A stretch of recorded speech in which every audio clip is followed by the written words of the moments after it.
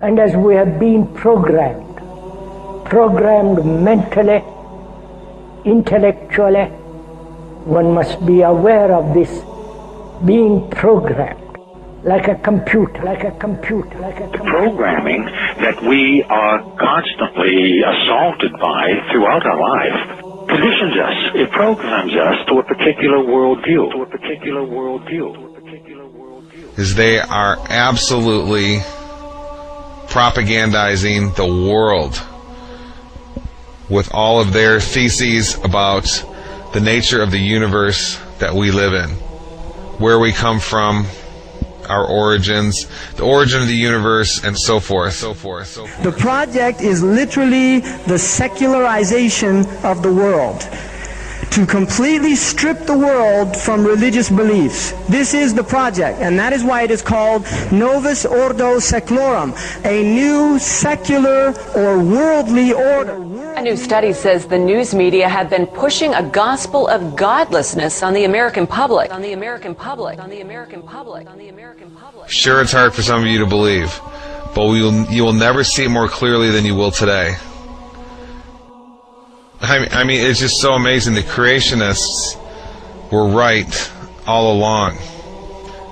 To be honest, they just didn't have the argumentative skills. All of you are engaged in running your mouths, doing your business, multiplying, buying houses, cars, business, whatever you're doing. And when you're told about God, religion, life, morality, you're saying, look, I ain't got no time for that. Because this media is here and designed to make sure that they ask no critical questions. To make sure that the only thing that they are concerned about is having a good time. The only thing they're concerned about is filling their bellies. The only thing they're concerned about is acquiring more and more material things.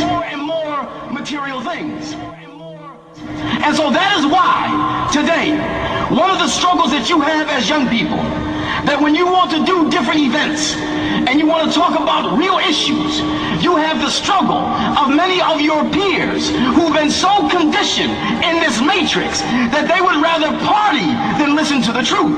They would rather party and shop and go to the mall than to stand up for issues of justice. They're stuck in the matrix. But you have the responsibility of helping to wake them up, Now, how do we know that there's a God? After having been thoroughly brainwashed. And how do we know that there's a creator?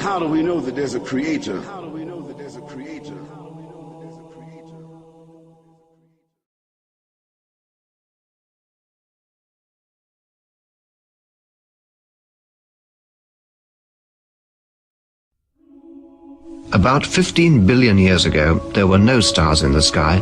There wasn't even a sky. All that existed was the primordial fireball. Then, something happened. In a flash, everything suddenly expanded. This was how it all began. The first moment of existence. What we now call the Big Bang. At the beginning of the 20th century, scientists believed that the universe had always existed, that matter energy was infinite. It had always been around. The model is called the steady state model, because the model of the universe that it's been around forever basically doesn't change. The universe is steady state. But what happened in the last 100 years is that model has been blown away because of the evidence. Observations now suggest, as you all know, that the universe began some 12 to 15 billion years ago. The first evidence that the universe had a beginning is the expanding universe. Researchers wanted to believe in a universe that always was and always will be, eternal. But galaxies flying away from each other meant that once, long ago, they were clumped together. It meant something started them moving. The universe had a beginning. Today, it's called the Big Bang Theory. This was first discovered in 1929 by Edwin Hubble, and it's the first evidence that the universe had a beginning. The second evidence the universe had a beginning is the cosmic background radiation. The discovery of the cosmic background radiation was a fatal blow to those who wanted to believe in an eternal universe. The Big Bang proponents had won. Now, the final evidence for the origin of the universe is the relative abundance of light elements. It's very clear now that the universe had an origin, and scientists have become to accept this. In fact, the equations of general relativity that Einstein developed had an origin of the universe. When Einstein developed his equations of general relativity, they showed that there should be an expansion of the universe and an origin, and Einstein didn't like that. He added something called a cosmological constant, which he later realized was not there. When we saw that the universe was expanding, that there really was an origin, he threw out the cosmological constant. He said that that was the biggest mistake of his scientific career, was introducing that. But when this Big Bang model was first proposed in the early part of the 20th century, it was received with great skepticism by the scientific community. Because the scientific community knew that the Big Bang opened up the possibility of having a beginning and a creator and someone who began it.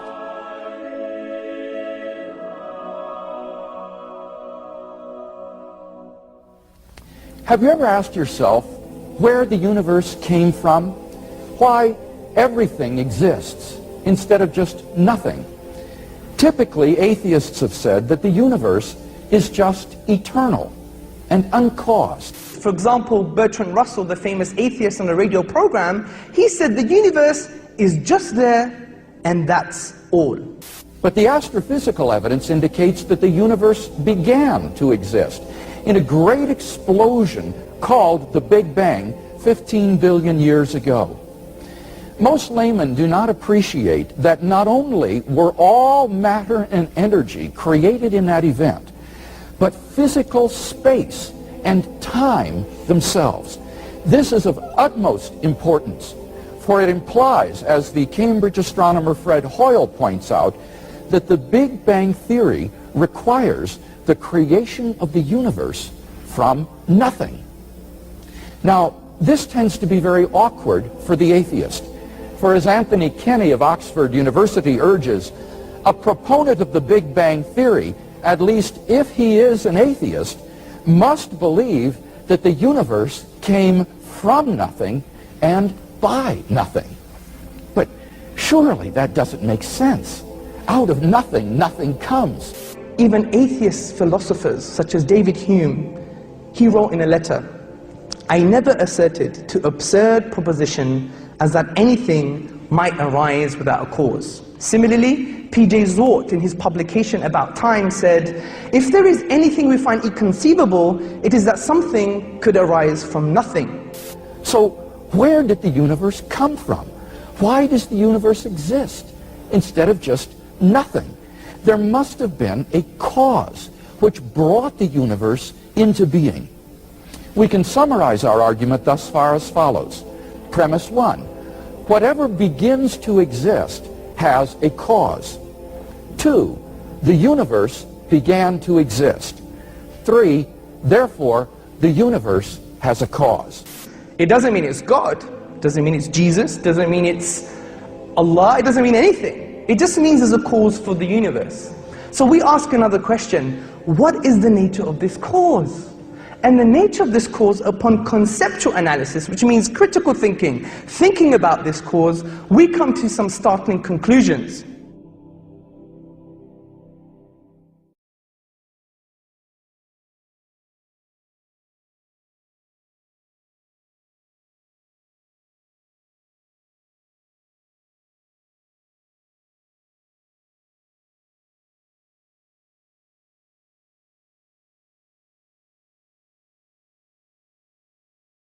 So the cause of the universe must be immaterial beyond space and time.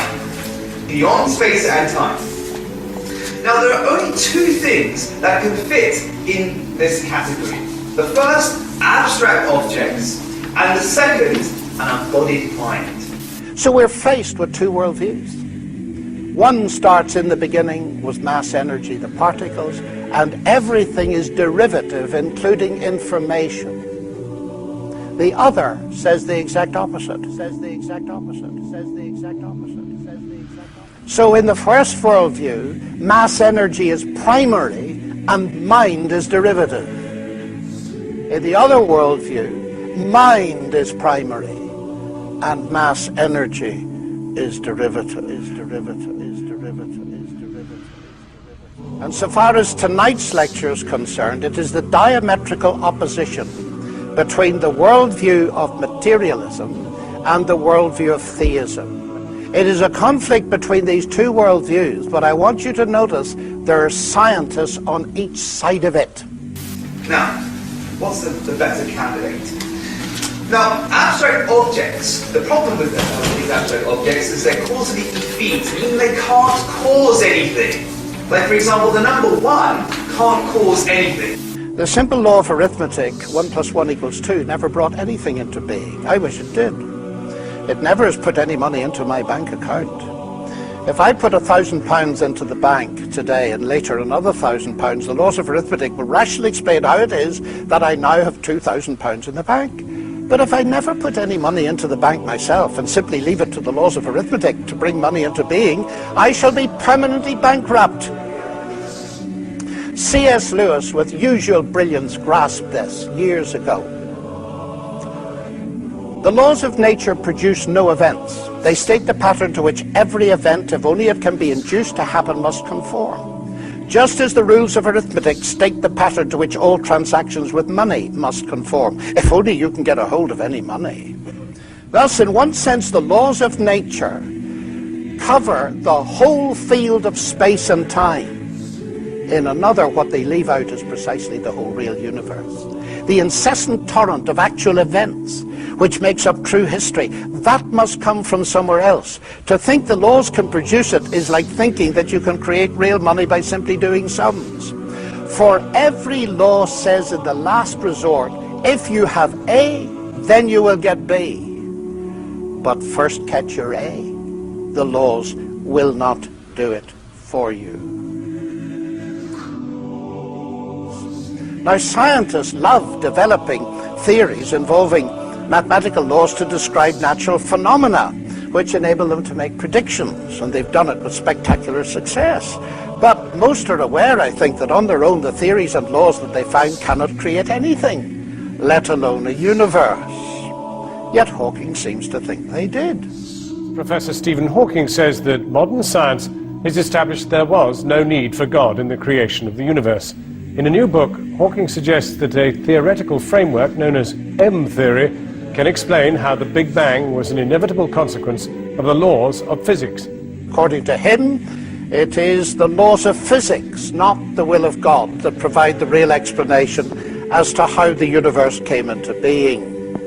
The Big Bang, he argues, was the inevitable consequence of these laws. I quote, "Because there is a law such as gravity, the universe can and will create itself from nothing." Now, a supernatural being, or God, is an agent who does something. Dismissing such an agent, Hawking ascribes creative power to physical law. But physical law is not an agent. Hawking, it seems to me, is making a classical category mistake by confusing two entirely different kinds of entity: physical law and personal agency. Our physical laws are a description, usually mathematical, of what normally happens under certain given conditions. This is surely obvious from the very first example that Hawking gives in his book. The sun rises in the east. But this law does not create the sun, nor the planet Earth with east and west. It is descriptive and predictive, but not creative.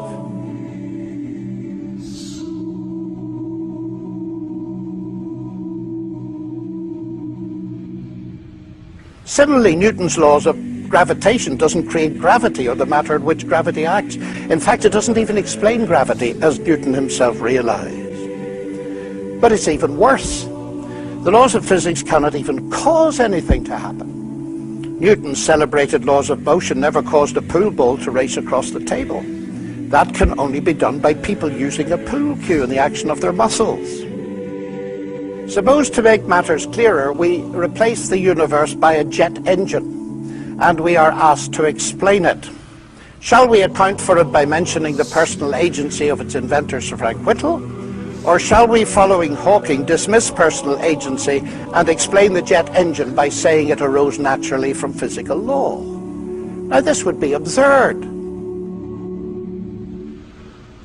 It is obvious we need both levels of explanation in order to give a complete description. It is also obvious that the scientific explanation neither conflicts nor competes with the agent explanation. They complement one another. It is the same with explanations of the universe. God does not conflict or compete with the laws of physics as an explanation. God is actually the ground of all explanation, in the sense that he is the ultimate cause in the first place of there being a world for the laws of physics to describe. Now, there's more to this, because the laws of physics can explain how the jet engine works, but not how it came to exist in the first place. Jet engine needed the intelligence and creative engineering work of Whittle. Indeed, come to think of it, the laws of physics plus Frank Whittle could not actually produce a jet engine on their own. There also needed to be some material subject to those laws that could be worked on by Whittle. Matter, ladies and gentlemen, may be humble stuff, but it is not produced by laws. I submit to you that the world of strict naturalism, in which clever mathematical laws all by themselves bring the universe and life into existence, is pure science fiction. Pure science fiction. Pure science fiction. Now, Hawking here echoes Peter Atkins, a colleague at Oxford, a well-known atheist who believes that space-time generates its own dust in the process of its own self-assembly. Atkins dubs this the cosmic bootstrap principle, referring to the self-contradictory idea of a person lifting himself by pulling on his own bootlaces. Philosopher of religion Keith Ward is surely right to say that Atkins' view of the universe is as blatantly self-contradictory as the name he gives to it, pointing out that it is logically impossible for a cause to bring about some effect without already being in existence. Ward concludes, between the hypothesis of God and the hypothesis of a cosmic bootstrap, there's no competition. There's no competition. There's no competition. We were always right to think that persons or universes who seek to pull themselves up by their own bootstraps are forever doomed to failure. What perhaps all this goes to show is that nonsense remains nonsense even when talked by world-famous scientists. So the only alternative is an embodied mind, what theists call God. An embodied mind, immaterial, outside time and space.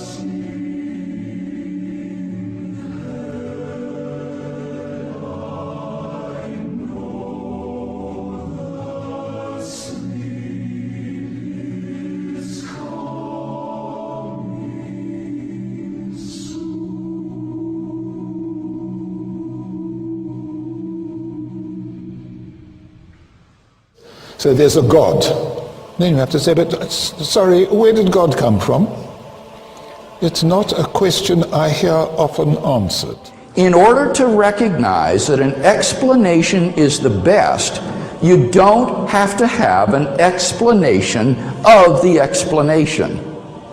In order to recognize that an explanation is the best, you don't have to be able to explain the explanation. Folks, this is an elementary point in the philosophy of science. Suppose astronauts were to find on the backside of the moon a pile of machinery there that had not been left by American or Russian cosmonauts. What would be the best explanation for that machinery? Well, clearly it would be some sort of extraterrestrial intelligence that had left the machinery there. And you don't have to have an explanation of who these extraterrestrials were or came from or how they got there or anything of that sort in order to recognize that the best explanation of this machinery is intelligent design. In order to recognize an explanation as the best, you don't have to have an explanation of the explanation. In fact, when you think about it, requiring that would immediately lead to an infinite regress of explanations. You would need an explanation of the explanation, but in order to recognize that as best, you need an explanation of the explanation of the explanation, and then an explanation of the explanation of the explanation of the explanation. And so that nothing could ever be explained. One of the outdated philosophical cliches, in my opinion, is that, well, who created God? We hear that all the time, and they think it's a baseball bat against the theists. But it's made of sponge. And let me tell you why. If we say, what caused the cause that caused the universe, then let's continue. What caused the cause that caused the cause that caused the universe? Let's continue. Then what caused the cause that caused the cause that caused the cause that caused the universe? Let's carry on. Then what caused the cause that caused the cause that caused the cause that caused? And that goes on and on and on backwards. But at one point, I have to have an uncaused cause, or there would be nothing in existence today. Think of a string of dominoes. You have a domino that knocks over a domino that knocks over a domino. I have to have a first domino, or that string of falling could never start.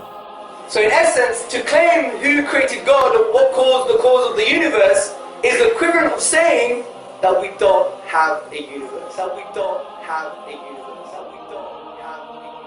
Remember the premises of the argument I gave. Everything that begins to exist has a cause. Something cannot come into being out of nothing. But if something is eternal and timeless, then it doesn't fall under that first premise. It doesn't need a cause. And the concept of God is the concept of an eternal, self-existent, necessary being, and therefore the answer is simply that God is uncaused. He is self-existent. Dear Dr. Craig, one of the objections which has been raised is the first law of thermodynamics, the rule that matter and energy can only be rearranged, or in other words, that matter is neither being created nor destroyed. Yeah. What's funny about this objection is that this is not an objection to the existence of God. This would be an objection to the Big Bang theory of the origin of the universe. It would show that the Big Bang theory of the origin of the universe is false, because according to that theory, all matter and energy, even space and time themselves, came into being at the moment of the Big Bang, and are therefore not eternal. They haven't always been there in the past. So if these fellows were right, all contemporary cosmologists who believe in the Big Bang theory of the origin of the universe would be contradicting the laws of thermodynamics, and that's hardly the case. Why? Well, because the laws of thermodynamics, in particular the law of the conservation of matter and energy, only applies once the universe comes into being. It applies at every moment, at every time, and every point in the universe. But it doesn't apply to the origin of the universe itself. And that's why cosmologists don't consider that the law of conservation of energy and mass is violated by the Big Bang theory of the origin of the universe.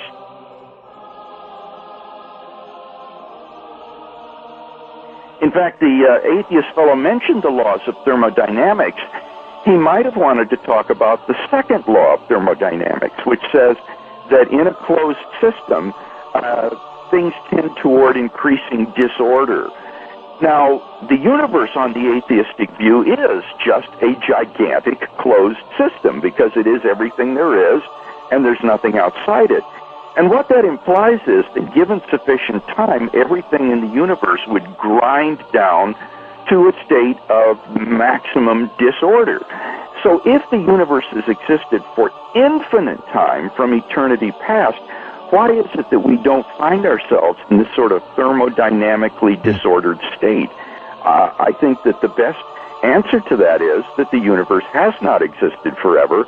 It began a finite time ago in a low entropy condition, and the thermodynamic clock has been running ever since then. So the evidence of thermodynamics itself suggests that the universe and matter and energy are not infinite or eternal in the past, but had an absolute beginning. To remind ourselves of the argument again, we have premise 1, whatever begins to exist has a cause. Premise 2, the universe began to exist.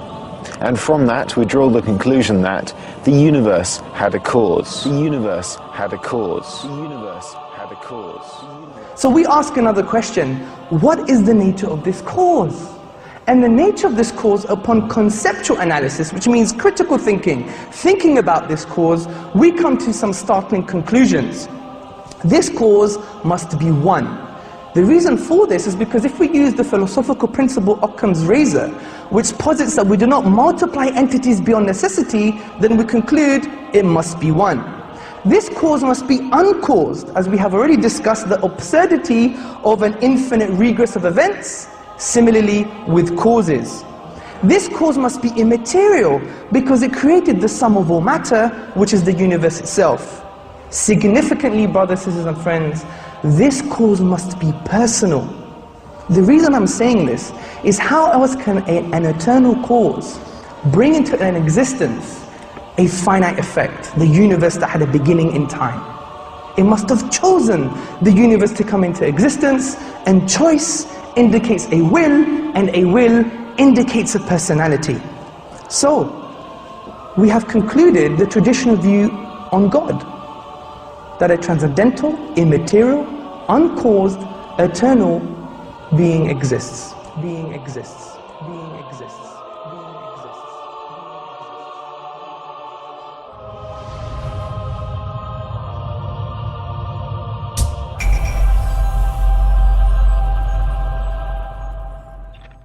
Some strange results have come up in about the last 20-30 years, particularly in astronomy and also in quantum physics, which suggests that the universe actually may have a purpose, and some physicists are now suggesting it does have a purpose.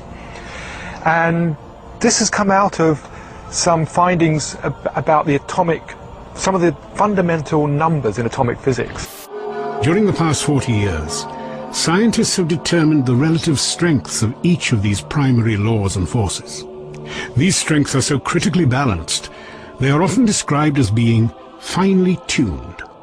These are numbers like the mass, the weight of an electron, the weight of a quark, the strength of gravity, the strength of the electromagnetic field. About 20 numbers that describe those and other parameters, features of our world, but nobody knows why it is that those numbers have the particular values that they do.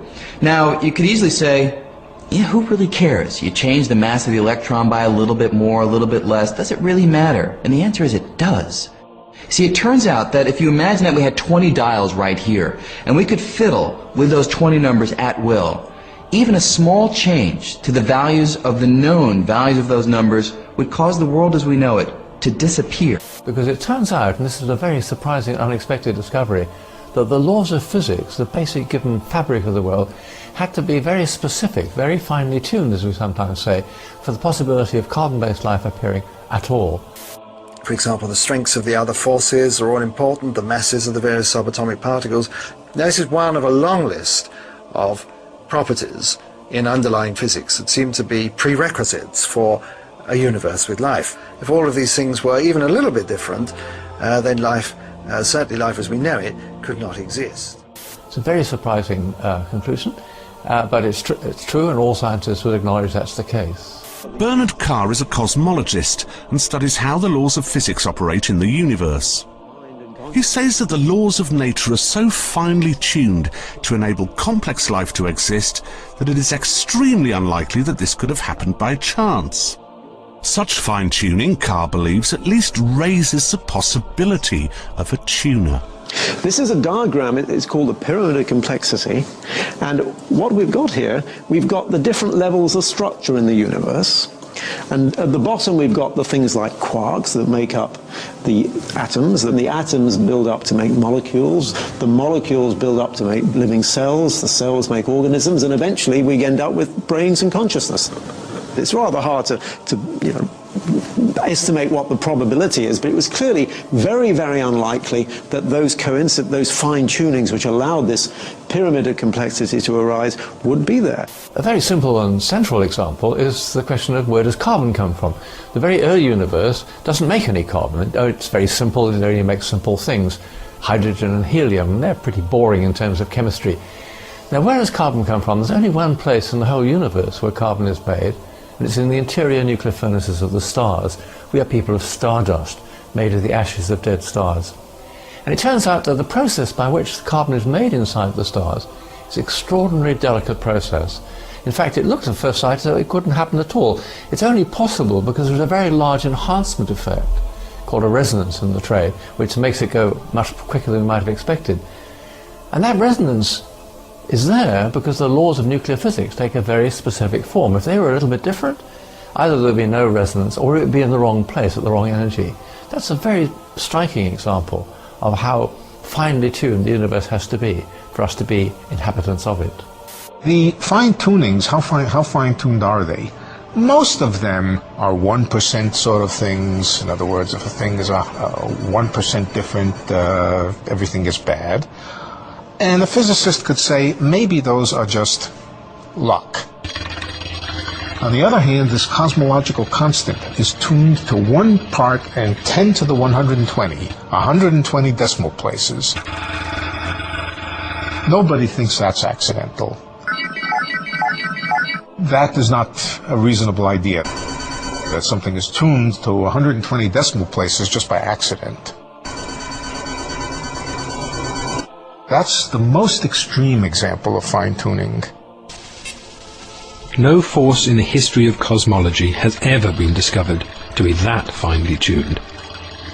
The cosmological constant needs to be set to 1 part in a trillion, trillion, trillion, trillion, trillion, trillion, trillion, trillion, trillion, trillion. Otherwise the universe would be so drastically different that it would be impossible for us to evolve. That the cosmological constant arrived at such a tiny value by chance seemed to be out of the question. Ils sont nombreux à dire que finalement, quand on regarde l'univers, surtout à l'origine, eh bien, on constate qu'il ne peut pas être né par hasard, et que le hasard n'a aucun rôle, et que plus on remonte loin dans le temps, donc plus on remonte vers le Big Bang, plus on trouve un univers qui est ordonné, réglé, ajusté. For example, if we go back to say 1 second after the Big Bang, at that point the expansion rate and the mass density have to have been adjusted to each other just right, so that the universe is just at this critical point. If the universe at that point were expanding just 1 part in the 15th decimal place faster, the universe would have flown apart without galaxies ever having had a chance to form. On the other hand, if the expansion rate were just a little slower than what we think by change of 1 in the 15th decimal place, then the universe would in fact have expanded to a maximum size and collapsed. We would never have even reached the time in the universe at which we're living. Alors, ajuster comment? Eh bien, il existe ce qu'on appelle des paramètres cosmologiques. Ce sont des grandes constantes, la constante de la vitesse de la lumière, par exemple, qui fait 300 000 km à la seconde, 7 fois donc le tour de la Terre en 1 seconde. Il y a la constante de gravitation. Ce sont des chiffres, des données chiffrées, avec un zéro, une virgule, et puis parfois des dizaines de décimales derrière la virgule. Eh bien, si on changeait simplement une seule de ces décimales sur une seule de ces 20 constantes, l'univers ne pourrait pas apparaître. Eh bien, ça signifie que le hasard n'a aucun rôle à jouer à l'origine de l'univers. How did this come about, this rather terrific luck? Of course, one of the first explanations that comes to mind is that there was a tuner or a creator, or if you like, God. And obviously for people of a theological disposition, the idea that the fine-tuning is evidence of God, of course, is wonderful.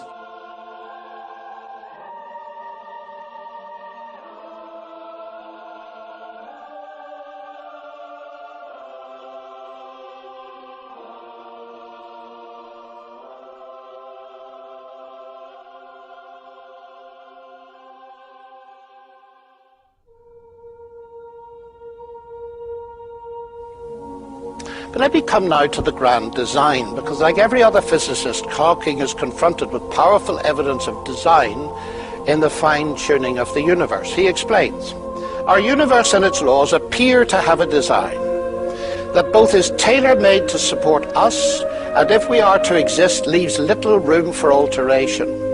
That is not easily explained, and raises the natural question of why it is that way. The discovery relatively recently of the extreme fine-tuning of so many of the laws of nature could lead at least some of us back to the old idea that this grand design is the work of some grand designer. That is not the answer of modern science. Our universe seems to be one of many, each with different laws. Now, the idea of a grand designer is certainly old, but the important question to ask is whether or not it is true. Simply to say it is old can give the erroneous impression that what is old is necessarily false and has been superseded. Secondly, it can give the further erroneous impression that no one holds it today. But some of the finest minds in science, at least one Nobel Prize winner in physics, does hold it. The conviction that there is a grand designer is one of the major convictions in the history of human thought. That does not, of course, prove it's true, but it certainly means it's worthy of our serious consideration.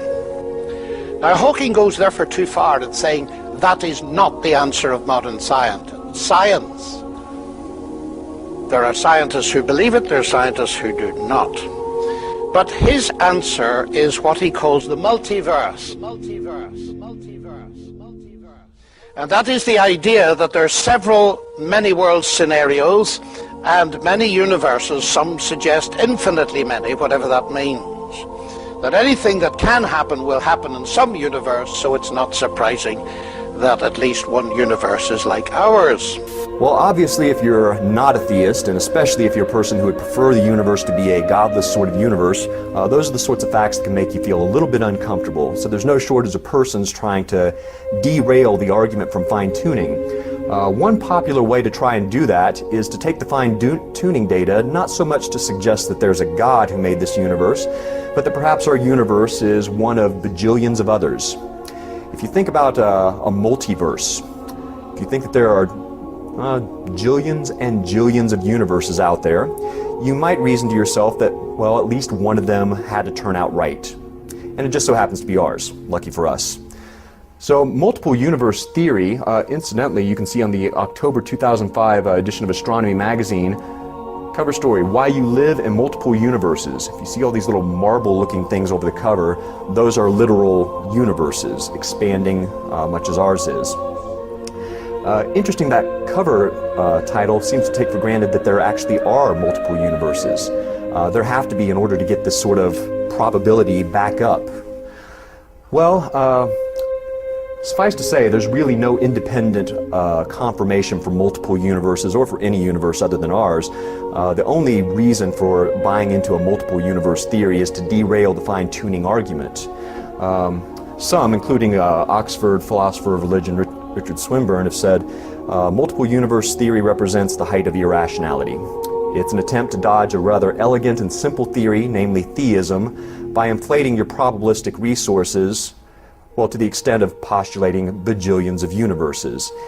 When you start to increase your probabilistic resources like that just in order to avoid a pretty plausible, elegant theory, well, Bill Dembski has referred to that as the inflationary fallacy, and there's still some discussion going on with respect to the plausibility of the multiple universe theory, but probably the number one objection to it, there seems to be no independent evidence and no possibility of coming up with such independent evidence for that hypothesis in the future.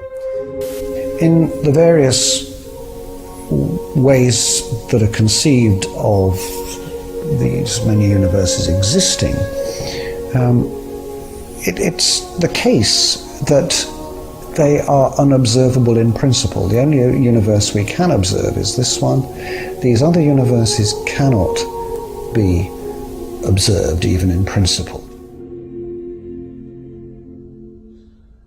One problem is this. Sure, you could say if there were many different universes, all with different tunings, then it wouldn't be too unlikely that our particularly fine-tuned universe exists. But for this objection to carry through, the objector actually needs to assume that it's true that there are all of these different universes. And is there any independent evidence that such universes exist? It doesn't seem to me the case that there is. I mean, sure, if you had enough monkeys typing at enough typewriters, then they could produce the works of William Shakespeare just by luck. But nobody looks at the work of William Shakespeare and goes, there must be a lot of monkeys with typewriters somewhere. In the absence of independent evidence that there is a whole typing pool of monkeys working away, everyone knows that the most rational explanation of the specified complexity of a text like Shakespeare's work is that there was a single designer who produced it intentionally. And the same thing goes for our universe. So now we come to the second set of false alternatives, God or the multiverse. But as leading philosophers have pointed out, from a theoretical perspective, why shouldn't God be responsible for the multiverse? The notion that there is a multiverse does not per se exclude a creator. Hawking doesn't seem to mention this at all. But with the multiverse, Hawking moves out beyond science into the realm of philosophy, whose death he has announced rather prematurely. As Paul Davies points out, all cosmological models are constructed by augmenting the results of observation by some sort of philosophical principle.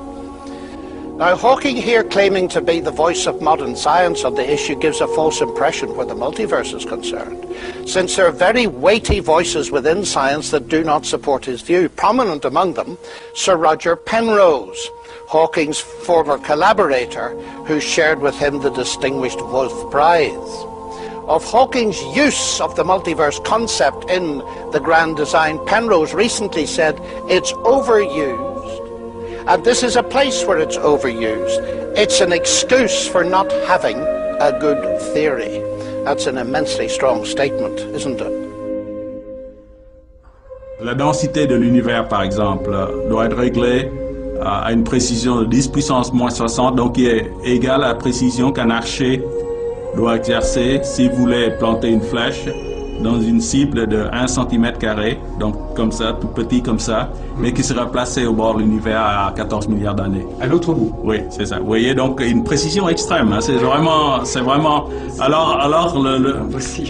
Donc la question, est-ce qu'il y a un principe créateur, quelque chose qui règle les choses dès le début, ou donc ça c'est la nécessité, ou c'est le pur hasard. Mais le pur hasard, quand il y a une probabilité si faible pour que ça aboutisse, il faut donc faire l'hypothèse qu'il y a une infinité d'univers. Si vous jouez la loterie, si vous achetez tous les billets, bien sûr, il y aura un qui aura le gros lot.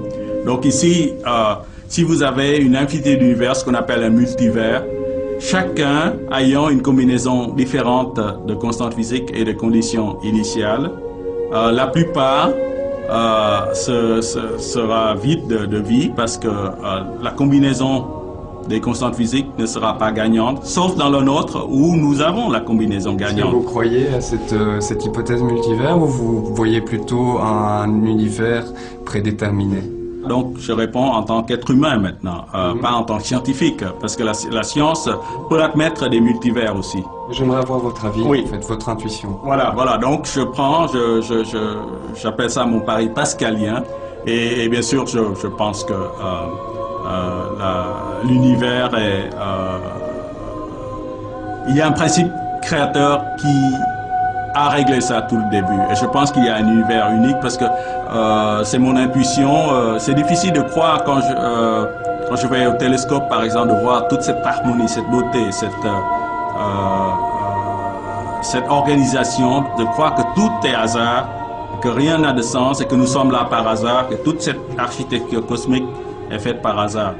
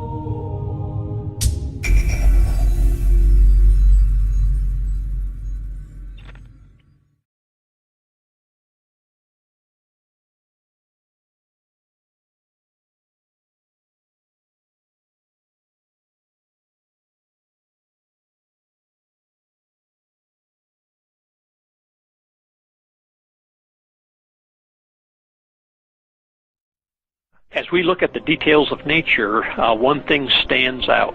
This is the order, the patterns, the symmetry that surround us. You can see it in a flower, or a snowflake, or even a seashell. What we are seeing is intelligent design, which might be described as God's fingerprints upon nature. One of the more fascinating math relationships was first described back in medieval times, 8 centuries ago. The scholar's name was Leonardo Fibonacci, an outstanding Italian mathematician. He excelled in many areas, and one in particular. He generated a long list of numbers by, in each case, adding together the 2 previous numbers. You can begin with a 2 and a 3. You add them together and you get 5. Now add 3 and 5 to get 8. Then add 5 and 8 to get 13. The Fibonacci sequence keeps going like this: 2, 3, 5, 8, 13, 21, 34, 55, 89, 144, and so on. What Fibonacci realized was that this elegant list of numbers describes many items to be found in nature. For example, flower petals. L'exemple des pétales d'une marguerite. Vous dites, il n'y a pas de hasard au nombre de pétales d'une marguerite. Non, absolument. Le nombre des pétales de marguerite est en fait inscrit dans un scénario qu'on pourrait qualifier de scénario cosmologique, c'est-à-dire que tout a été prévu au départ, et que le nombre des pétales, c'est incroyable. Une seule marguerite avec 27 pétales, ça n'existe pas. Il n'y a pas de pétales, il n'y a pas de marguerite avec 27, c'est pas possible. C'est pas possible. Et le nombre de pétales d'une marguerite est réglé par une loi mathématique qu'on appelle la suite de Fibonacci. That there is a mathematically precise structure to the universe and everything in it. One everyday example of this precision can be found in the plants. Many plants, including elm trees, grow their leaves, twigs and branches placed exactly halfway around the stem from each other. Next in the series are plants like the beech tree, with leaves placed 1/3 of the way round the stem from the previous leaves. Third in the series are the plants like the oak, with leaves placed at every 2/5 of a turn. The holly plant is the next at 3/8, while the larch trees are the next at 5/13, and the sequence goes on and on. Notice the number sequence of these fractions: 1, 1, 2, 3, 5, 8, 13, and so on. Each number is the sum of the 2 numbers which came just before it in the sequence. This particular mathematical pattern is called the Fibonacci series. Take, for example, the sunflower. The display of its florets are in perfect spirals of 55, 34, and 21. The sequence of Fibonacci. The sequence of Fibonacci. The sequence of Fibonacci. The sequence of Fibonacci. The fruitlets of the pineapple create the same spiral based on the sequence. The pine cone does the same. As currents move through the ocean and the tide rolls onto the shore, the waves that bring in the tide curve into a spiral that can be mathematically diagrammed onto a plot at the points 1, 1, 2, 3, 5, 8, 13, 21, 34, and 55. Buds on trees, sand dollars, starfish, petals on flowers are formed with this exact same blueprint.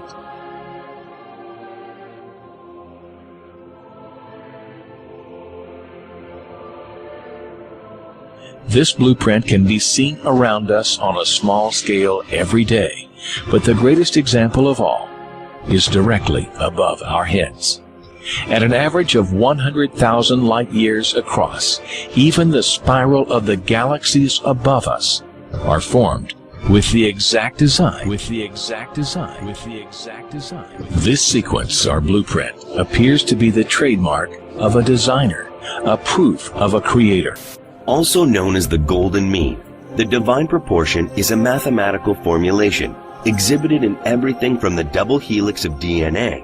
The DNA molecule, the code for life, is made up of 2 intertwining spirals. We find the 0.618 ratio between the helix's width and cycle length. To the form of the human body itself.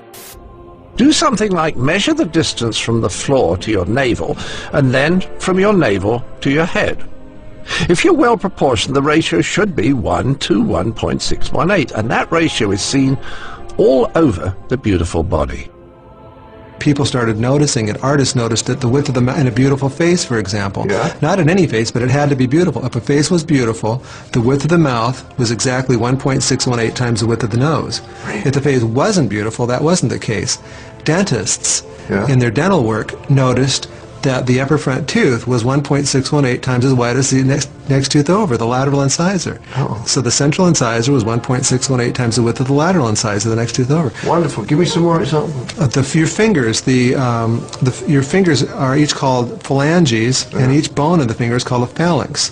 And the phalanx that's the closest to your knuckle here is 1.618 times the phalanx that's in the middle, and that's 1.618 times the length of the phalanx at the end, which is your fingernail. So that was kind of amazing. This number would come up over and over again.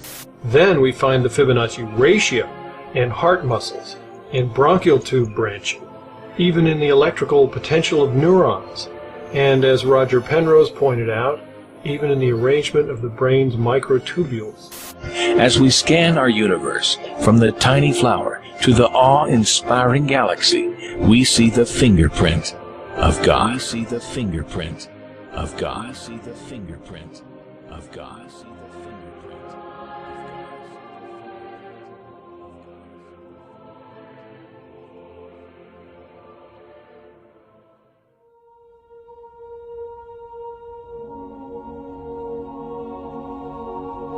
As we're going to show in this broadcast today, that there is no doubt at all anymore that the science of intelligent design absolutely crushes any competition, absolutely crushes any other theory about the nature of the universe that we live in.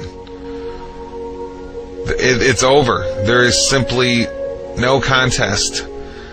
The preeminent theory, model, science of reality from this point forward, I declare on this show, is the science of intelligent design. The science of intelligent design. And the absolute proof. I mean absolute. I'm using a strong word there, proof, is going to be given to you today in just a minute here. I just can't even believe it, to be honest. Discoveries like what I'm about to discuss to you just never cease to amaze me. For many reasons, that it's all covered, nobody knows, it's covered up. And, well, since I was taught growing up that the world was basically a random universe, to find out such hardcore, distinct verification that that's a lie just never ceases to amaze me. So here's the information.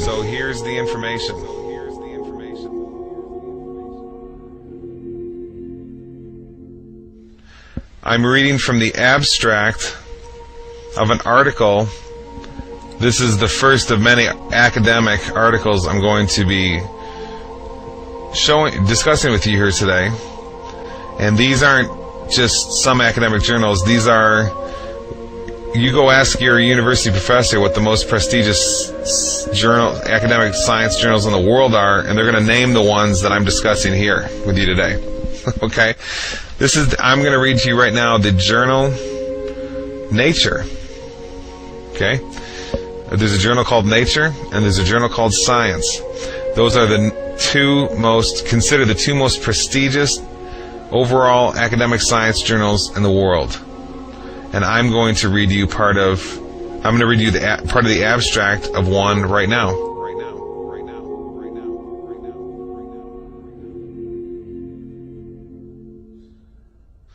Let me just read. Okay, this is the journal Nature, number 454, pages 362 to 363. March 18, 2010, but put online March 17, 2010. This is by a fellow named Ian Affleck, who teaches apparently in the Department of Physics and Astronomy at the University of British Columbia. Listen to the title of this article. Solid State Physics. Golden Ratio Seen in Magnet. Okay? Okay, so let's go through this Science Daily article. It's ScienceDaily.com.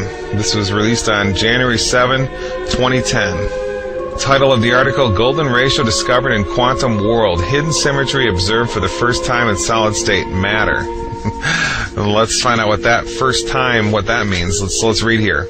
Researchers from Helmholtz Zentrum Berlin, and it's some German words, in cooperation with colleagues from Oxford and Bristol universities, as well as the Rutherford Appleton Laboratory, United Kingdom, have for the first time observed a nanoscale symmetry hidden in solid state matter. Okay, did you catch that? This is the first time any symmetry of any sort has been observed in the nanoscale, okay, the quantum scale. Remember, quantum physics is the study of the base level energies of nature. Okay, the smallest building blocks that make up everything, little pieces of energy, like the electron or the muon or the quark. Okay, so specifically, what was found in this study was that chains of atoms lined up together form what's sort of like a string, and it resonates a frequency or pitch. What do you know? The pitch is in the ratio of 1.618, the golden ratio. Let me just read this paragraph to you. It says Science Daily, again, January 7, 2010, golden ratio discovered in quantum world. By turning the system and artificially introducing more quantum uncertainty, the researchers observed that the chains of atoms acts like a nanotech guitar string. Dr. Radu Koldia from Oxford University, who is the principal author of the paper and drove the international project from its inception a decade ago until the present, explains, here the tension comes from the interaction between spins, causing them to magnetically resonate. For these interactions, we found a series scale of resonant notes. The first two notes show a perfect relationship with each other. Their frequencies, pitch, are in the ratio of 1.618. This is just amazing. There's no defense that a random universe theorist in academia can give to counter this. There's no reason at all that the quantum base of reality should be exhibiting the specific number of the golden ratio if we live in a random universe. All the competing theories, evolution, random universe theories, all the junk from academia no longer competes in any way with intelligent design science, intelligent design theory. When you hear a scientist say on the Discovery Channel or something, an academic, a professional, say there's no evidence for intelligent design, it's all a silly little parlor game, and there's all this evidence for evolutionary science and the academic theories for the origins of the universe, you can know two things. One, we have to be compassionate because they simply don't know the empirical data. Okay? They have no idea. Academics typically only talk on their closed little worlds and only accept information from their closed little worlds. And the second thing we can know, and make no mistake about it, is they are absolutely propagandizing the world with all of their theses about the nature of the universe that we live in, where we come from, our origins, the origin of the universe, and so forth. And we realize that everything we've been taught before this point by the professionals were lies. And we can prove it up and down all over the place. Up and down all over the place. And down all over the place. And down all over the place.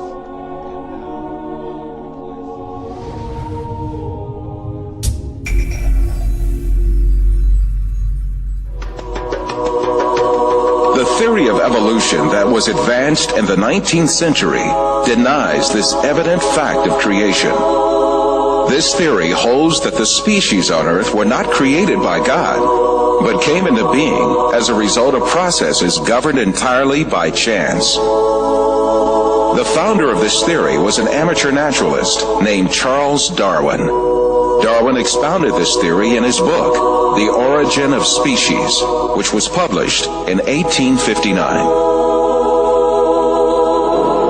Darwin's book was an instant success, but its popularity was due more to the ideological implications of the book rather than its scientific worth. Darwin's ideas provided considerable support for the materialistic philosophy, which denied the existence of God. The founder of dialectical materialism, Karl Marx, dedicated his book Das Kapital to Darwin and wrote on the cover, "To Charles Darwin, from a devoted admirer."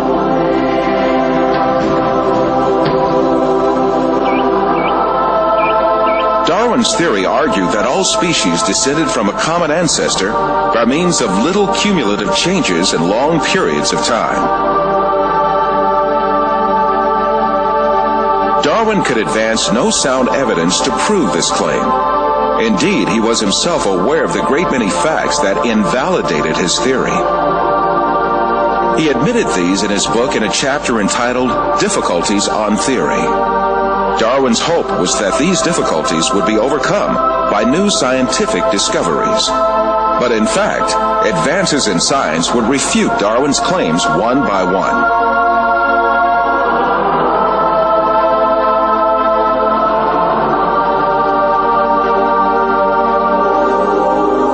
Darwin proposed that all species evolved successively from a common ancestor.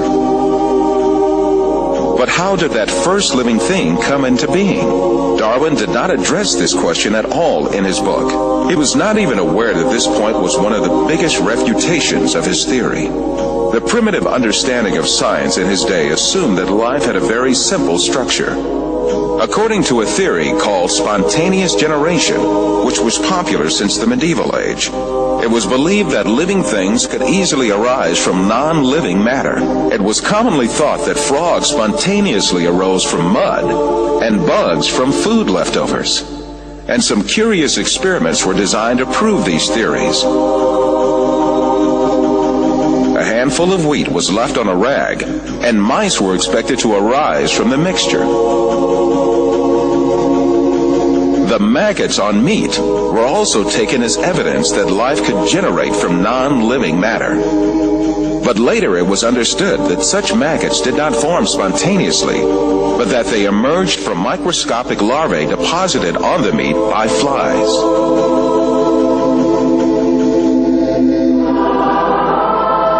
And in Darwin's time, the belief that microbes could emanate easily from non-living materials was very common.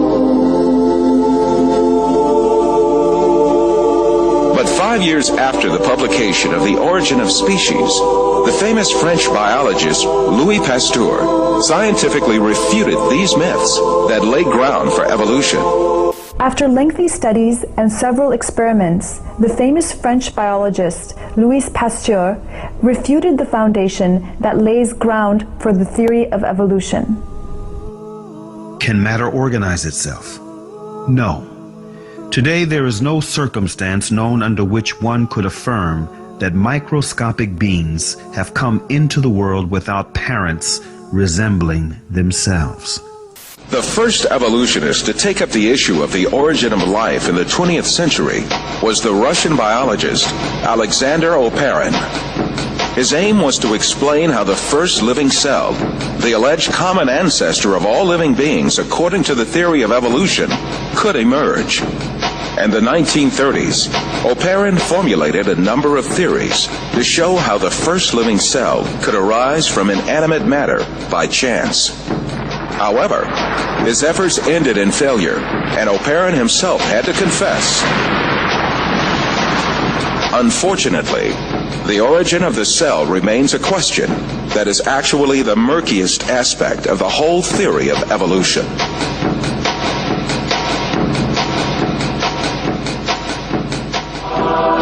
Evolutionists that followed Oparin conducted experiments to find an evolutionist explanation to the origin of life. The most famous of these experiments was conducted by the American chemist Stanley Miller in 1953.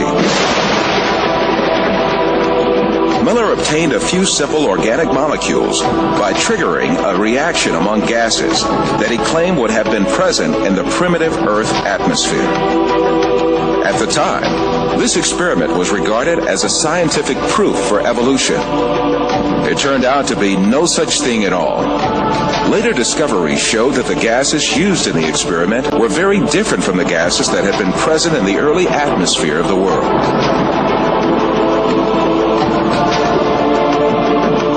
Miller himself eventually admitted to the invalidity of his experiment.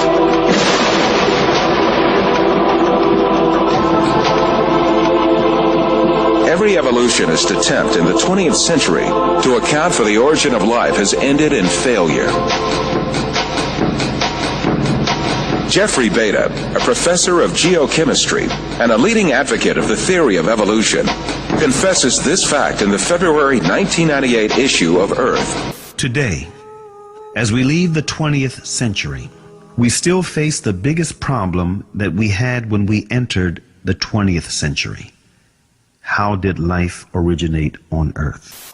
The biggest impasse confronting evolution is the incredibly complex structure of the living cell. Every living thing on Earth is made up of cells about 1/100th of a millimeter in size. Some living things are made up of a single cell. Yet even these single-cell organisms are remarkably complex in their composition.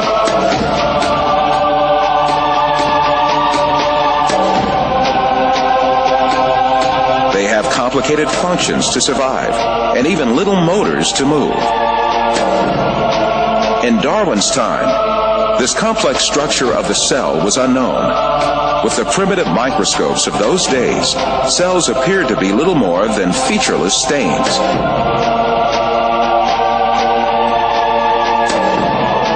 However, powerful electron microscopes invented around the middle of the 20th century began revealing just how complex and organized a living cell really was.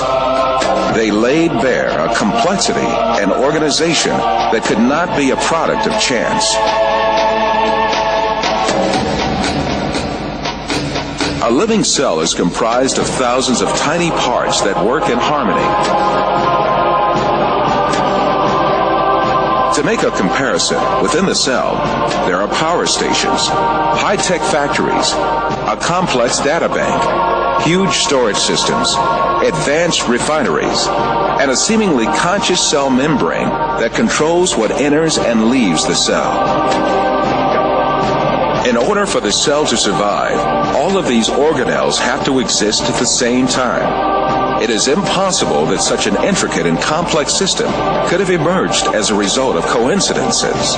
So there's a big question if you're just kind of trying to assess how likely is it that we'd find a protein by chance with all the amino acids in that prebiotic soup interacting with each other for, say, billions of years. And I give it a lot of time.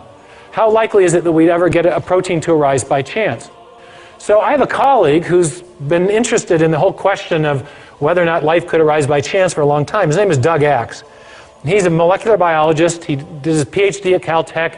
He worked for 14 years at Cambridge University, and he wanted to find out how common or how rare are the functional sequences of amino acids among the big space of all the possible amino acids there are.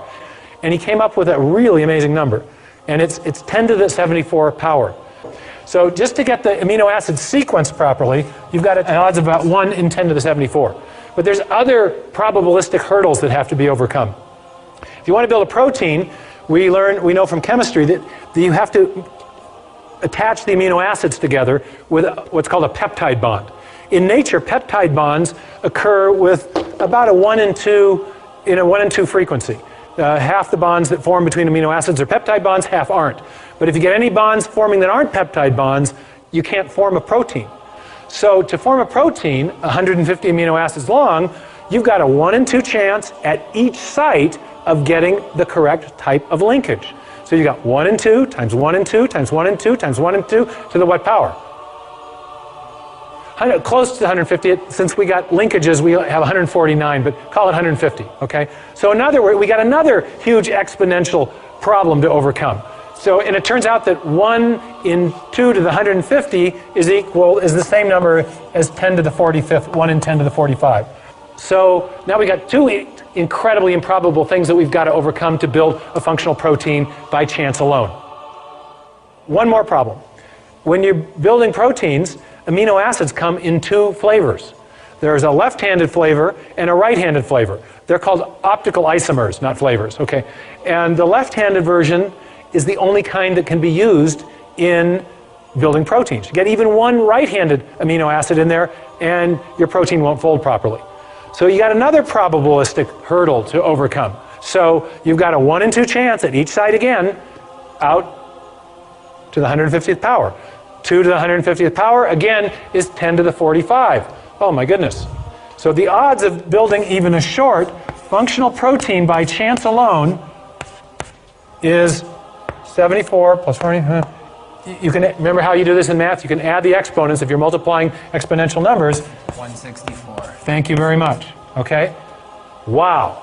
Now, can anyone get their mind around a number that big? There's only 10 to the 80th elementary particles in the entire universe. There's only 10 to the 16th seconds since the Big Bang. There's only 10 to the 139th total events since the beginning of the universe. Now you're starting to get the understanding of why people are very skeptical that the chance hypothesis is going to do the job. Now, you may have heard just the opposite. Has anyone ever gotten in a discussion with you about the origin of life and said, hey, it happened by chance? I mean, do you hear that? I mean, this happens to me. I'll be lecturing in hostile university environments, and I'll get done and somebody say, well, but, and they want to argue with me about the probabilities. And I just shut the discussion down because I say, no serious scientist thinks this is the way it happened. No serious scientist thinks this is the way it happened. No serious scientist thinks this is the way it happened. No serious scientist thinks this is the way it happened.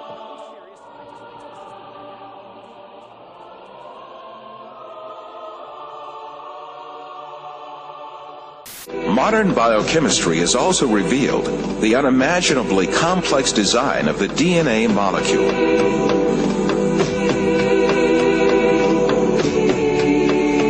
The structure of the DNA molecule was discovered by 2 scientists, James Watson and Francis Crick, in 1955. Their discovery demonstrated that life was much more complex than anyone had previously envisioned.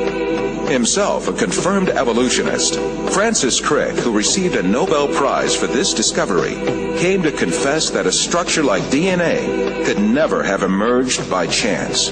Professor Anthony Flew of England and Reading University is the world's foremost academic atheist over the last 50 years and the author of more than 30 books. His first debate with former atheist-turned-Christian C.S. Lewis in 1950 in Oxford, England, was the first time he advanced his argument for atheism. He later wrote a paper titled Theology and Falsification. The paper became the most widely reprinted philosophical publication of the last half-century and a key foundation for atheists and agnostics who advanced materialist evolutionism. But now it is the advancement of science itself that has changed the mind of Flew and some scientists. At a recent summit at New York University, Flew changed his position and now believes in God as the creator of the universe. Flew turns to various discoveries of science to prove his point. But it is the manifestation of life written in DNA and the transcription of DNA to RNA and RNA into protein and the subsequent process of protein folding that makes the best case for Flew.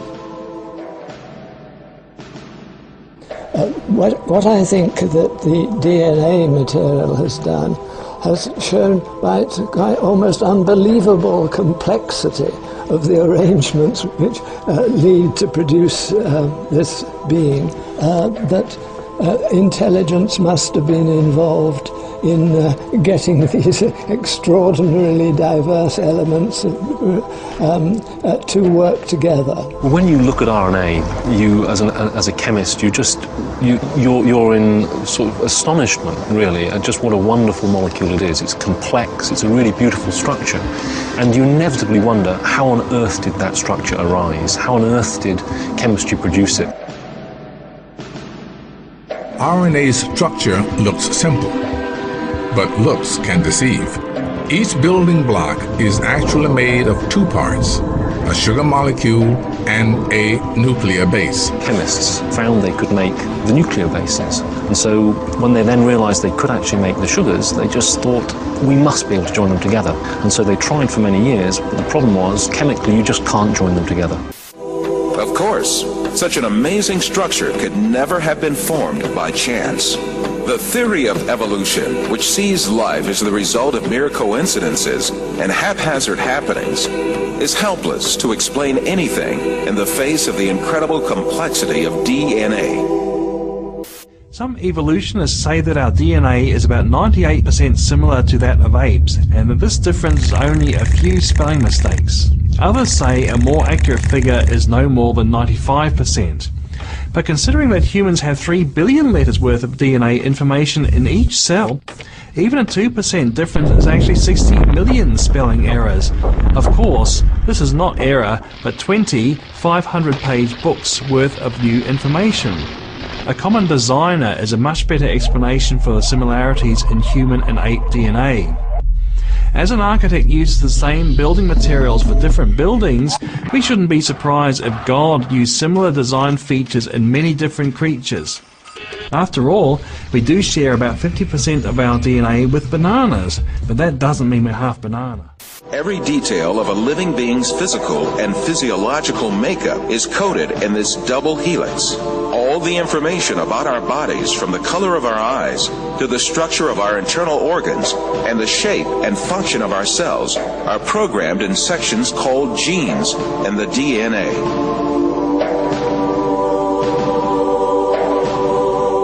The DNA code is made up of the sequence of 4 different bases.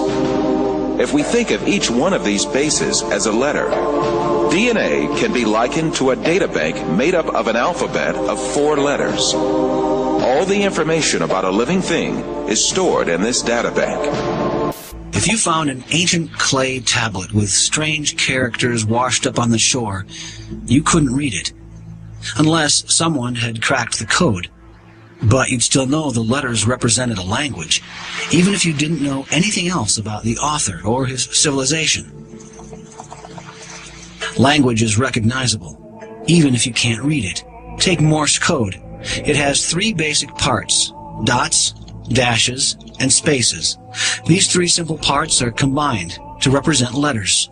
There are 26 letters in the English language, which are combined to form over 400,000 words.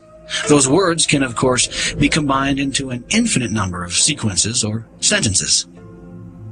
There is evidence that DNA represents a language.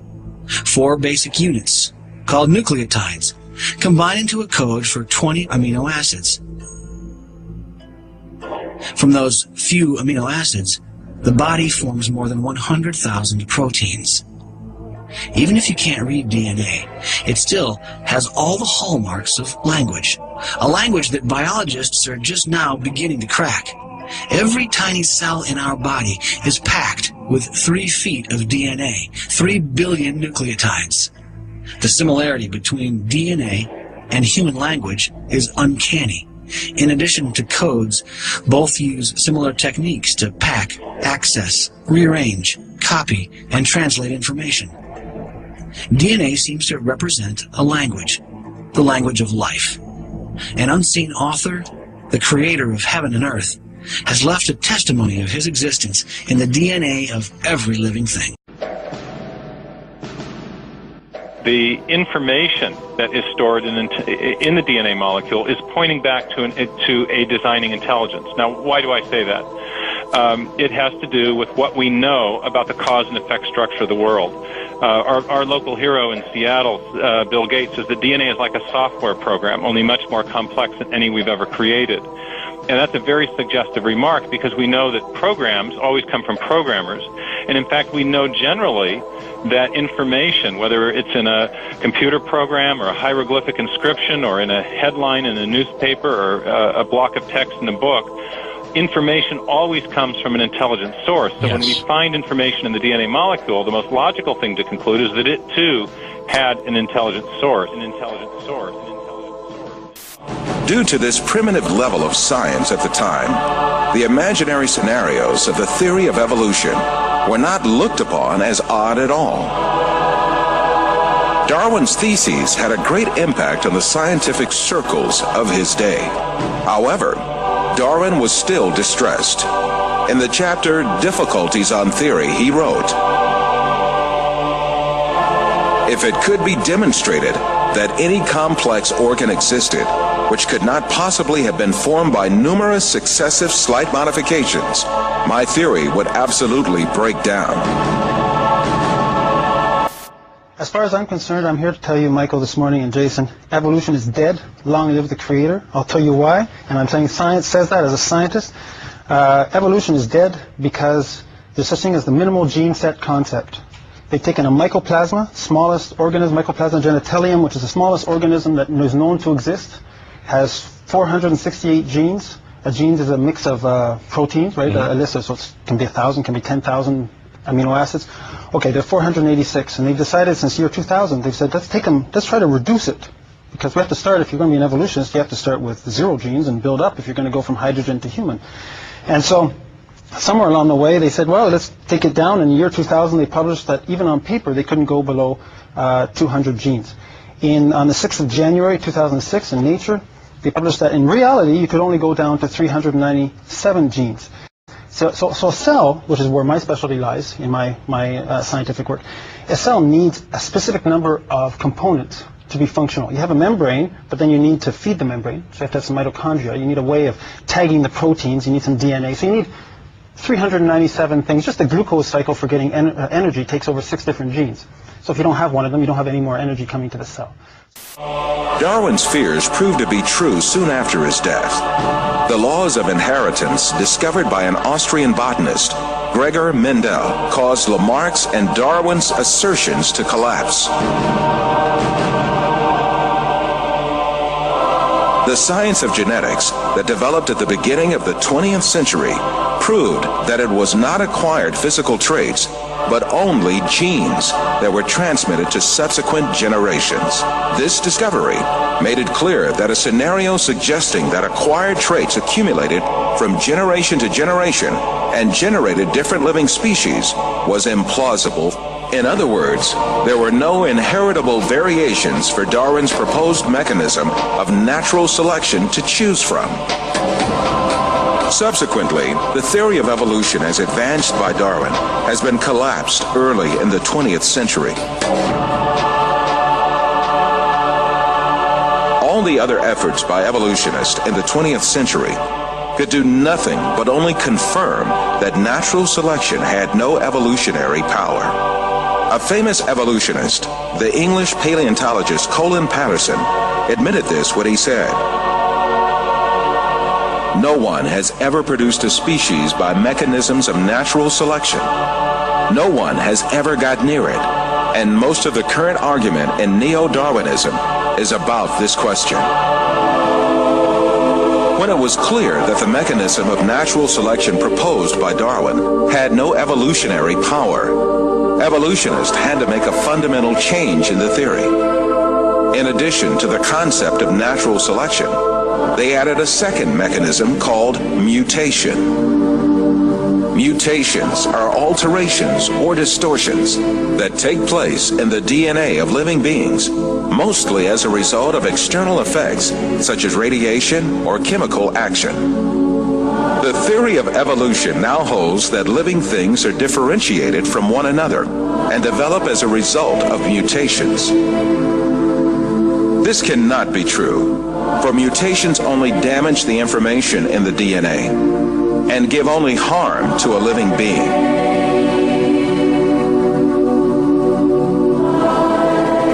No beneficial mutation has yet been observed either in nature or in laboratories. Since mutations do not add new genetic information, it is impossible for living beings to acquire new organs through mutations. Is new information being generated? That's what evolutionists have to come up with. Right. They have to have a mechanism that generates new, never before existing genetic information that can build all these bigger and better structures. Right. That supposedly never existed before. Right. Right. Never before existing information. Back when there was only a single cell that gave rise to all the diversity of life, there wasn't information for skin and hair and heart and a brain and so on. Right. So you have to generate it somehow, according to evolution. Right. Now, Dr. Werner Gitt is an information specialist. Since we're talking about information, we'll go to an information specialist. He wrote a book called In the Beginning Was Information that you and I both love. And in his book he says this: a code system is always the result of a mental process. It requires an intelligent origin or inventor. It should be emphasized that matter as such is unable to generate any code. All experiences indicate that a thinking being voluntarily exercising his own free will, cognition, and creativity is required. He goes on to say, there is no known law of nature, no known process, and no known sequence of events which can cause information to originate by itself in matter. Right. This is why Professor Richard Dawkins, one of the most renowned advocates of the theory of evolution of our day, hesitates when he is asked to give a single example that increases the genetic information. Professor Dawkins, can you give an example of a genetic mutation or an evolutionary process which can be seen to increase the information in the genome?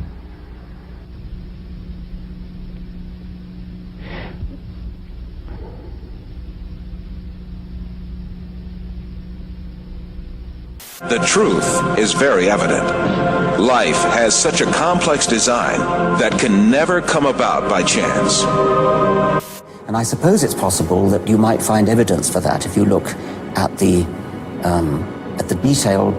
details of biochemistry, molecular biology. You might find a signature of some sort of designer. Wait a second. Richard Dawkins thought intelligent design might be a legitimate pursuit? Richard Dawkins is his name. Arguably the world's most famous atheist. I don't know how you would test for that, but maybe we'll ask him. So, right off the bat, what's wrong with, in your opinion, with believing in a God, regardless of who the God is? I think it's false. I think that it's a matter of belief without evidence. And I suppose it's possible that you might find evidence for that if you look at the details of biochemistry, molecular biology. You might find a signature of some sort of designer. Wait a second.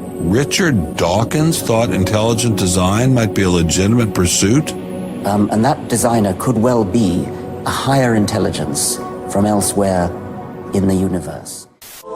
In the 20th century, the theory of evolution was refuted not only by molecular biology, but also by paleontology, that is, fossil science.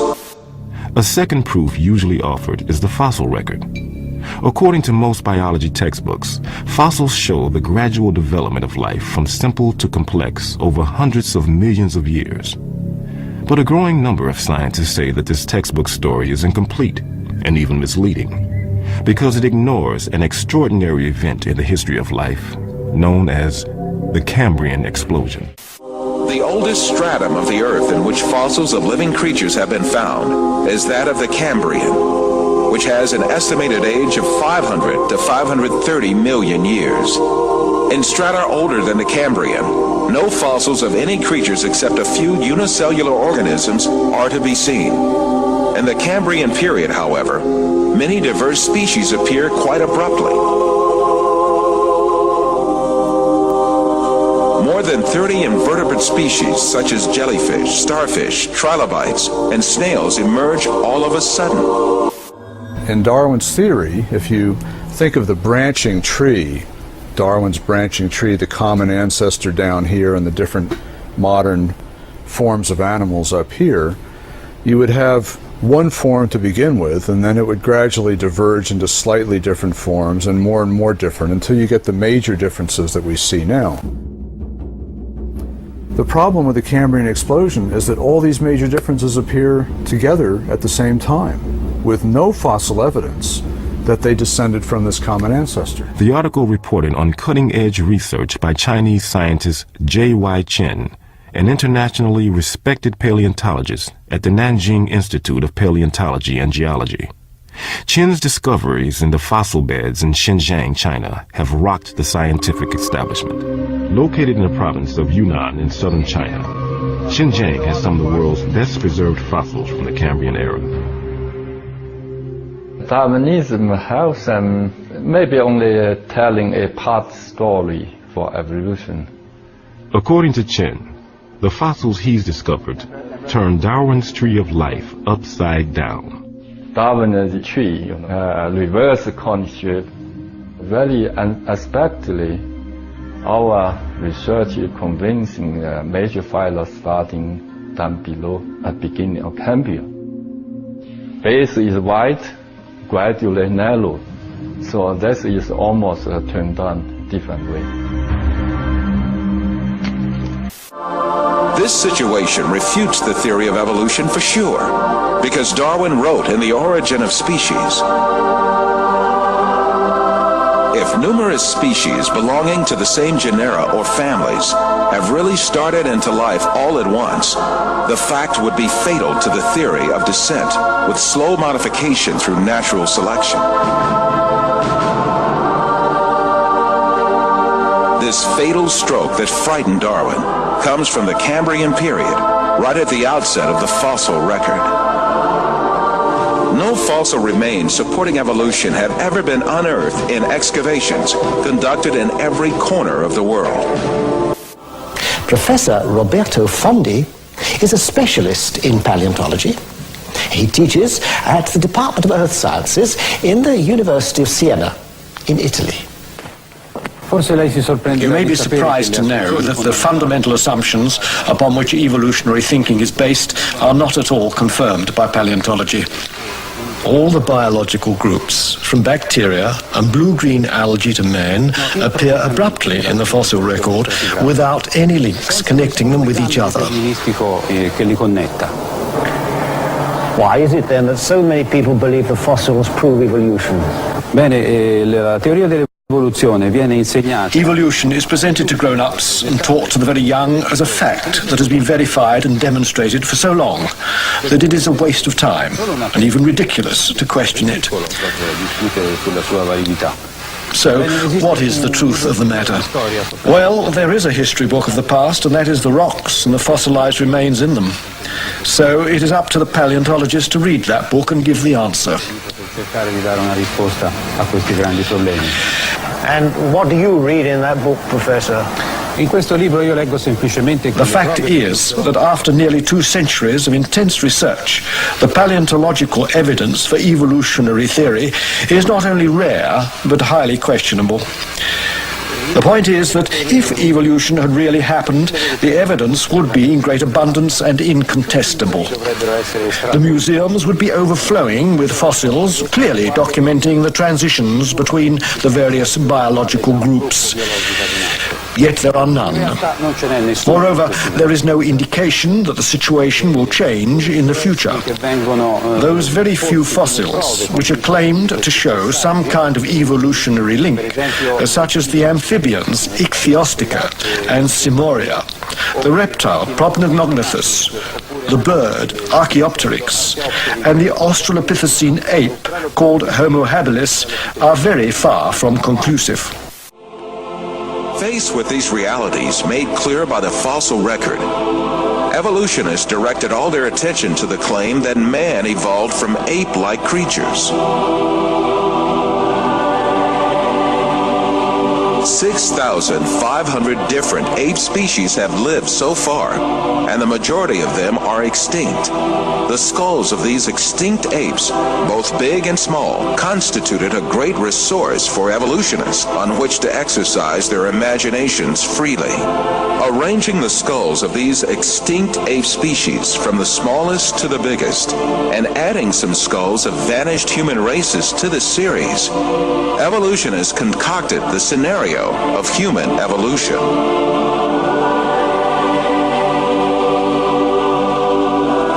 The most important role of this scenario is given to the extinct ape species called Australopithecus. The first Australopithecus fossil was found in 1924 by a paleontologist named Raymond Dart. Since then, evolutionists argue that this ape species, the name of which means southern ape, is a man-like creature. However, when Australopithecus and chimpanzee skeletons are compared, it is seen that there is no important difference between the two. In the face of this fact, evolutionists hypothesized that Australopithecus walked upright on its 2 feet, differently from other apes. However, two world-renowned anatomists, Lord Solly Zuckerman and Professor Charles Oxnard, refuted this allegation. Simply put, Australopithecus, advanced as the ancestor of man by evolutionists, is merely an extinct ape species.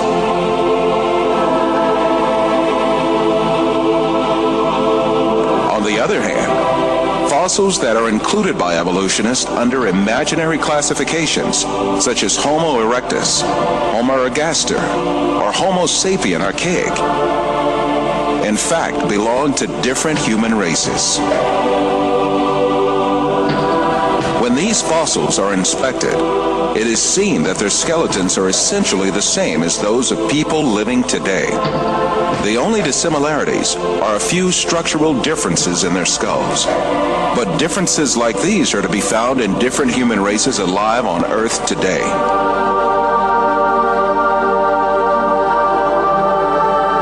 The famous evolutionist paleontologist Richard Leakey admits that the difference between the skulls classified as Homo erectus and those of modern men is only racial. These differences are probably no more pronounced than we see today between the separate geographical races of modern humans.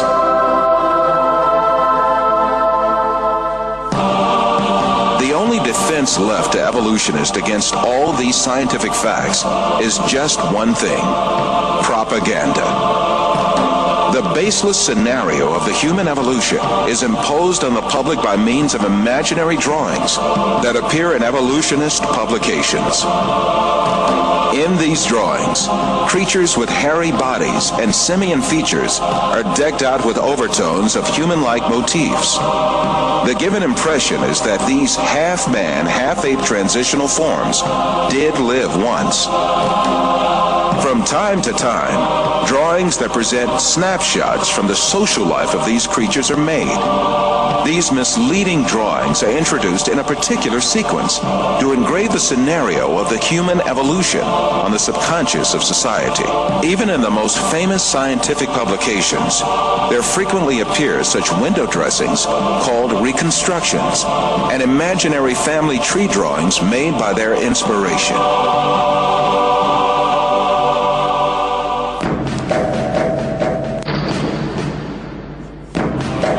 The imaginative power of evolutionists is not limited to fictional drawings and models.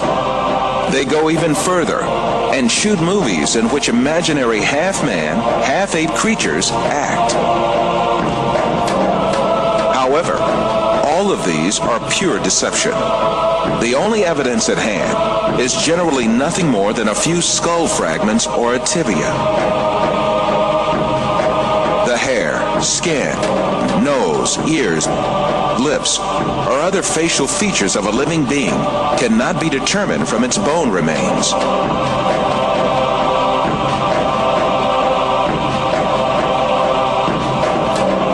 evolutionists shape these soft tissues, which leave no trace in the fossil, to suit the purposes of their theory, and produce imaginary reconstructions in their workshops.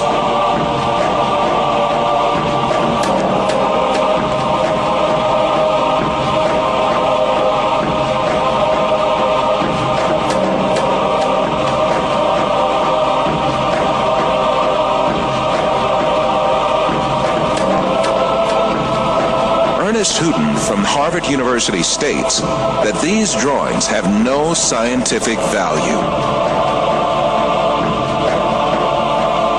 You can, with equal facility, model on a Neanderthaloid skull the features of a chimpanzee or the lineaments of a philosopher. These alleged restorations of ancient types of man have very little, if any, scientific value and are likely only to mislead the public. Evolutionists go so far in this subject that they can even invent very different faces for the same skull. The three entirely different reconstructions made for the fossil called Zinjanthropus is a famous example showing how persistent evolutionists are in producing these false masks. Evolutionists engage not only in drawing and modeling tricks, sometimes they commit deliberate forgeries. The most famous of these frauds is the Piltdown fossil, introduced in England in 1912 by an evolutionist named Charles Dawson. This fossil was presented as the most important transitional form between ape and man and was displayed in museums for more than 30 years. Experts who re-examined the fossil in 1949 discovered that it was a forgery that had been produced by attaching an orangutan's jaw to a human skull.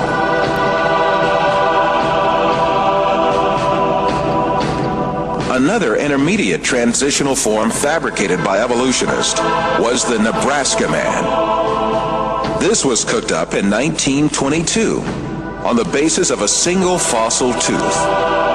The evolutionists did not neglect to give it an ostentatious Latin name, Asparapithecus harolcucci, or to make imaginary drawings related to it. It was soon revealed that the tooth that had been the source of inspiration for Nebraska Man, in fact, belonged to a wild pig. Many other fossil skulls have been presented as great evidence for evolution, failed one by one. Neanderthal man was advanced as evidence in 1856, dismissed in 1960. Piltdown man was advanced as evidence in 1912, dismissed in 1953.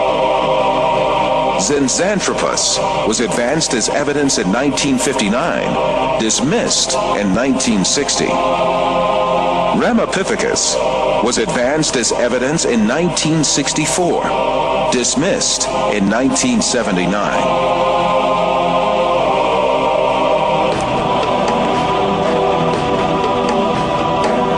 Despite all these facts, these skulls are still presented to the public through the media and in some evolutionist textbooks as if they were scientific facts.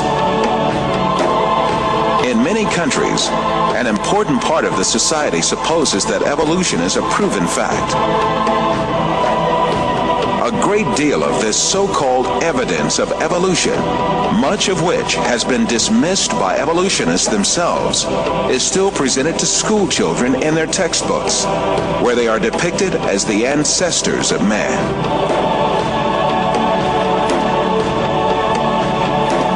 In fact, the truth that the evolutionists try so hard to deny and conceal is there for all to see. Species appeared all of a sudden and perfectly on the earth. That is, they were created.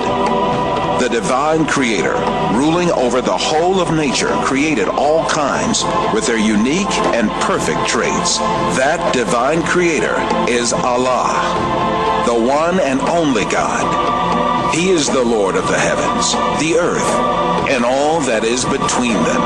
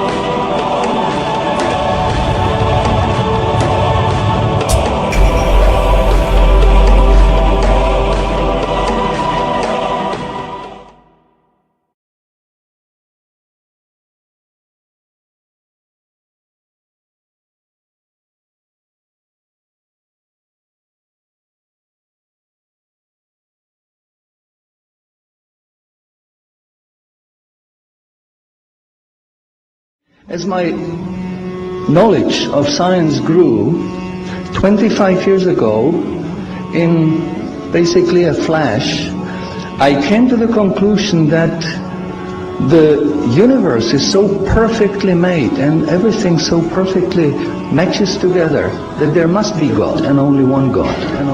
So I accepted there is God, but I was not looking for a religion. I thought all religions are wrong. Christians say this is one. The Jews said Jews are chosen people, and if you're not Jew, you're not chosen. And about Islam, I only had negative information. So how does one distinguish with all the different ways of life, calling to people, telling them that they're the only way? How do we distinguish what's the right way with all this confusion? First of all, let's get this straight. It has to be really easy to tell if Islam is a true religion or a fake religion. And it has to be real easy to see which religion on earth is the one from Allah and which is the one from men, from devils, from con men, what have you. It can't be that the one true religion from Allah, that's generally from God, is going to look exactly and not discernible from the one that's from devils, one that's written by men or made up by men or altered by men, and I can't tell which is the one authored by Allah and which is the one authored by people. It can't be. Then he finished the sentence. He said, I'll go to your faith. It's better than my faith, but you'll need proof. And I said, man, religion has never been about proof. It's about faith. That's it. That's what religion is. He said, in Islam, we have both. We have proof and faith. We have both. We have proof and faith. We have both. We have proof and faith. So different people from different religions used to knock on my door. And once the discussions got down to evidence, they had no answers. And that wasn't going to fly with me. And then I discovered Islam. And shortly after, I became Muslim. 1,400 years ago, when the world was immersed in darkness, the Koran was revealed, which brought light to a beleaguered world. And whereas the earlier books came with many scientific mistakes, due to the hand of man having delved into them, the Koran had none of these contradictions. The world thought there could be no reconciliation between religion and science. But the Koran mentioned many scientific facts in great detail, like how a human being developed in the mother's womb. As a medical doctor, particularly attracted to natural sciences and physiology, I must confess that in 1972, when I read the Quran in the original text for the first time, these data concerning man were those which impressed me most. Muhammad could not have known these facts about human development in the 7th century because most of them were not discovered until the 20th century. Muslims and others are justified in concluding that these facts could only have been revealed to Muhammad by the one who knows all about us, not only about how we developed, but how we live and function. And described other scientific facts which amaze the world's renowned scientists. Actually, I'm very much impressed by finding true astronomical facts in Koran. I personally can't see how this could be a mere chance. There are too many accuracies. And like Dr. Moore, I have no difficulty in my mind reconciling that this is a divine inspiration or revelation which led him to these statements. Let me go straight to the second argument, which is about the miraculous nature of the Quran. The Quran being a signpost to the transcendent. What I mean by this is that the Quran can only be best explained by the fact that it is a divine book. And I'm going to use the inimitability of the Quran for this. Now, what do I mean by inimitability? What I mean by inimitability is that the Quran cannot be emulated, reproduced, matched or copied with regards to its literary and linguistic features. But since Prophet Muhammad, peace be upon him, is the last messenger that was sent to mankind, isn't it fair that his message, the miracle that came with him and his message be preserved till the end of time? So that humans can still make that judgment call whether this miracle and message is in fact man-made or divine. Man-made or divine. Man-made. And then when I was maybe about 1/3 in Quran, I remember telling my wife, you know, this Muhammad he must have been a very smart, very intelligent man, because this book is very clear, very logical, very easy to follow, and there are no contradictions. No contradictions. But then as I read later, I suddenly saw a scientific fact which I knew was only discovered in the 20th century. So immediately I saw that Muhammad is not the author of the Quran. That Muhammad is a messenger sent by God to give the Quran to mankind. Muhammad is a messenger sent by God to give the Quran to mankind.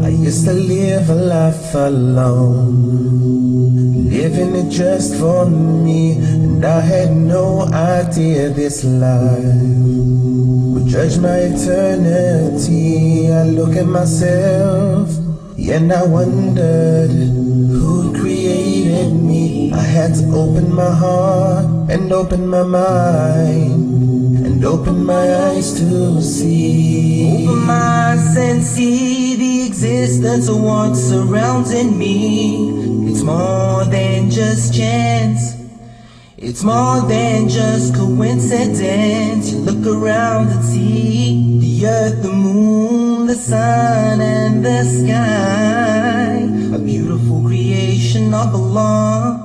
So how could you deny? How can you deny the oneness of Allah? Allahu Akbar. How can you deny the oneness of Allah? Allahu Akbar. How can you deny the oneness of Allah? Allahu Akbar. How can you deny the oneness of Allah? Allahu Akbar. Lift your head and look up above, and you see it so clearly. The stars that glitter all around, the birds that fly over me. I see the rain fall from the sky, and see a seed become a tree. Lift the veil from your heart, worship Allah and you succeed.